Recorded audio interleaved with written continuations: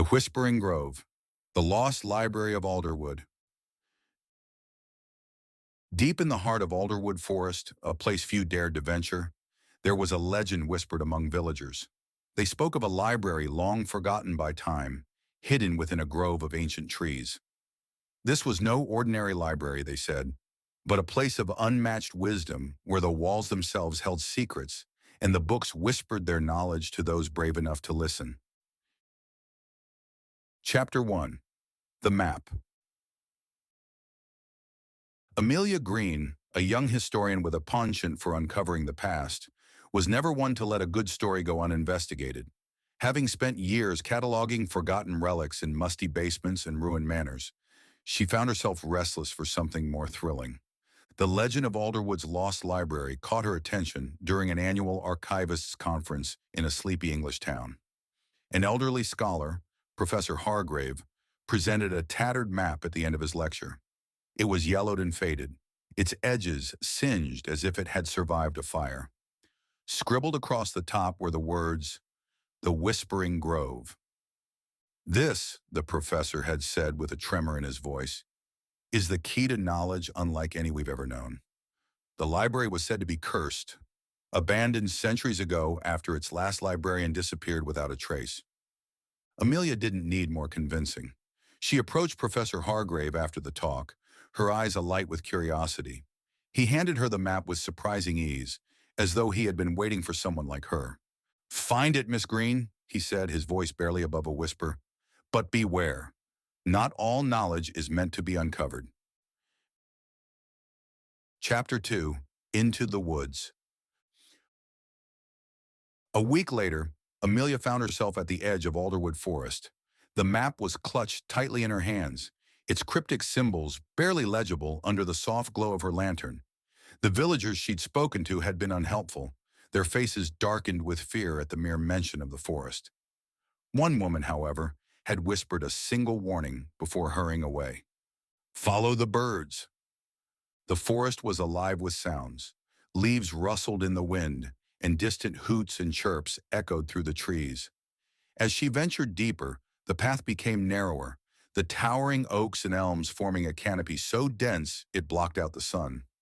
Hours passed, and just as doubt began to creep in, Amelia noticed something odd. A group of crows perched in the same direction, flitting from branch to branch as if guiding her. She followed them, heart pounding, until the trees opened into a circular clearing. In the center stood a monumental tree, its trunk impossibly wide and its roots sprawling like giant, gnarled fingers. Carved into the bark was an ornate archway, partially hidden by creeping ivy. Amelia stepped closer, her breath catching. The archway wasn't just carved, it was a doorway. Chapter 3. The Library Revealed. Pushing aside the ivy, Amelia uncovered a wooden door so old it seemed to have fused with the tree itself. With a deep breath, she pushed it open, and the air inside was thick with the scent of parchment and damp wood. The interior was breathtaking. Shelves carved directly from the tree spiraled upward, vanishing into the darkness above. Books of every size and color filled the shelves, their spines adorned with gold leaf and intricate symbols. The light from her lantern danced across the room, revealing faintly glowing runes etched into the walls. As she stepped further inside, the door swung shut behind her with a hollow thud. The sudden silence was deafening. Amelia's heart raced as she noticed a faint whispering sound, like the rustling of leaves. "Who dares disturb the library of Alderwood?"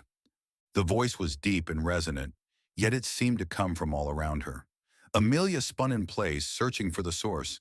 A figure emerged from the shadows, a tall, hooded man whose robes seemed to shimmer like the forest at twilight. "I mean no harm," she stammered. "I'm a historian. I've come to learn." The figure tilted his head, the hood obscuring his face. "Learning has its price," he said. "This library was hidden for a reason. Knowledge can be as dangerous as it is enlightening." Despite the warning, Amelia's curiosity only grew. "I'll pay the price," she said. "Whatever it is."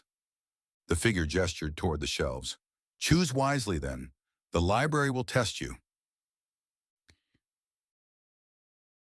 Chapter 4. The Test. Amelia approached the nearest shelf, her fingers grazing the spines of the books. Each seemed to pulse faintly beneath her touch, as though alive. One in particular caught her attention, a small, leather-bound volume with no title. She pulled it free and the whispers grew louder. The moment she opened it, the room transformed. She was no longer in the library but standing in a vast battlefield. Soldiers clashed around her, their cries of agony piercing the air. A banner nearby bore the emblem of an ancient kingdom she recognized from her studies.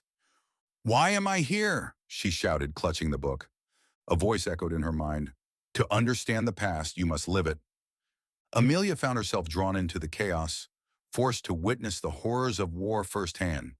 She saw the despair of soldiers, the grief of widows, and the destruction left in the wake of greed and ambition. When she could bear no more, she shouted, "Enough!" The battlefield dissolved, and she was back in the library, the book still in her hands. Her knees buckled, and she sank to the floor, trembling. The hooded figure reappeared. "The truth weighs heavy, does it not?" Amelia nodded, tears streaming down her face. "But it's important. People need to know what came before, to learn from it." The figure's expression softened. "You are brave, but the library has more to show you." Chapter 5. The Heart of the Library. Over the following days, Amelia explored the library, each book taking her on a new journey. Some were beautiful, showing her forgotten art and music that brought tears of joy. Others were harrowing, forcing her to confront humanity's darkest moments. The whispers grew louder with each book she opened, as if the library itself was testing her resolve. Despite the emotional toll, Amelia pressed on, determined to absorb as much as she could. One day she discovered a staircase winding down into the tree's roots. Descending cautiously, she found herself in a cavernous chamber. At its center was a pedestal, upon which rested an ancient tome bound in silver. The hooded figure appeared beside her. "This is the heart of the library," he said. "It holds the sum of all knowledge, past, present, and future." Amelia reached for the book but hesitated. "What happens if I open it?" "You will know everything," he replied, "but knowledge comes with a burden. Many have tried to wield it, and all have failed." Amelia's hand hovered over the tome. The weight of her journey pressed upon her, every lesson, every test, every truth she had uncovered. Did she truly want to know everything? She withdrew her hand. "Some knowledge isn't meant to be possessed by one person," she said. "I'll share what I've learned with the world. But this should remain here." The figure nodded approvingly. "You are wiser than most." Chapter 6. The Return. When Amelia emerged from the library, the sun was rising, casting a golden light over the forest. She looked back at the great tree, the doorway now hidden once more beneath ivy and moss. The whispers had ceased, leaving her alone with her thoughts. She returned to the village, her arms filled with notes and sketches. Over the years, Amelia became a renowned historian, her works inspiring countless others to explore the mysteries of the past. But she never revealed the location of the library, keeping its secrets safe. The villagers, however, noticed a change in the forest. Birds seemed to sing more sweetly, and the once ominous woods became a place of quiet serenity. Some claimed to hear faint whispers when the wind blew, as if the library itself was still watching, still guarding its knowledge. Amelia often thought of the library and the lessons it had taught her. She knew she would never return, but a part of her heart remained in Alderwood, where the whispering grove held its secrets in the embrace of time.